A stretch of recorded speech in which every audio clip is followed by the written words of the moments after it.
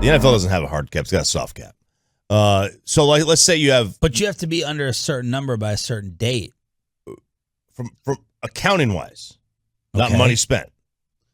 You could spend $300 million on your roster, but it only counts $200 million against your cap.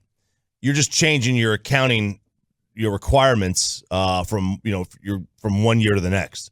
So, like, let's say I sign you to a deal. I give you a $20 million signing bonus. I give you that $20 million now, but I'm only counting $5 million against it this year, and then I'll do $5 million next year. Prorate it. So next year, the difference is next year the cap goes up.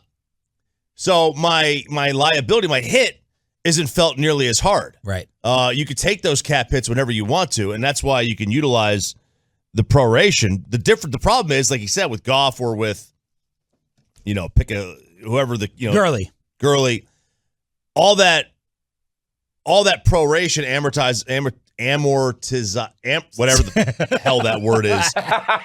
I don't even know what word you were trying to say. Amortization, but I was trying to say it without the Asian. So amortizes. It's not even a... What is... I like it. No. Let's keep going. It all comes due at once. What does? The amortization. There all comes due at once when you trade or cut. It all comes due then. You can't prorate it anymore. Okay.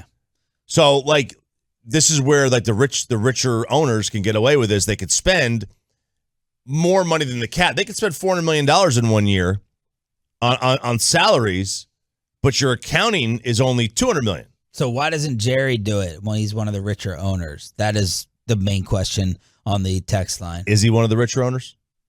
Andrew Brandt said he was on McAfee's show. His team is. What's his cash number?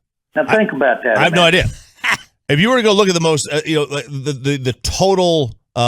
Just like Baskin has been trying to suggest about Cuban, that maybe Cuban isn't as rich as some of the other owners, right? We all just think, oh, Mark Cuban, Shark Tank, billionaire, Mavs owner, blah, blah, blah, but that his money in terms of spending for the luxury tax may not be the same as others. And maybe it is. I have no idea what he is worth.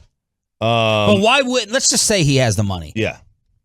Why, principally, wouldn't the Cowboys want to a memorization? Amortized. Well, I would say that the reason for that would be that the Cowboys cap guy went to Arkansas and everybody else went to Harvard. That's what I would say. No, I mean, in all seriousness, all the teams understand this. You're not right. You're not going to convince me that it's not like Mark Cuban thinking he had the new CBA figured out over everyone else. Everyone knows what the Rams are doing. It's just a matter of whether you want to do it or not. Mm-hmm. But that's my follow-up. If you agree with my initial statement, that they're not dummies. Everyone knows what the Rams are doing and how they're doing it. But the real question is, why aren't others trying to copy and do the same thing? Number one, you don't have owners who don't want to spend as much. I don't know. I don't know why. Because that's the secret question. You do agree everyone knows what they're doing. I mean, you just explained it, for God's sake. I mean, no insult to you. No, you're fair, though. That's right. Okay. Why? I don't know. I don't know why. Why do the Cowboys still value off-the-ball linebacker? I don't know. How the hell do I know? Why do they still think the running back matters? How do I know? I don't ask questions I can't understand. Well, philosophically, the downside is what? Because Tom Pelissero was saying in there, you got to hit. The philosophically, the downside is that if you lose that person, you get dead cap money. Yeah, but they lost Goff and Gurley. Yeah, and they're still spending. But notice that they all. But remember, all of Goff's money was last year, so his money's gone. Right, his money's gone off their cap now. Unless they spread it out over 2 years, which I guess they could have done.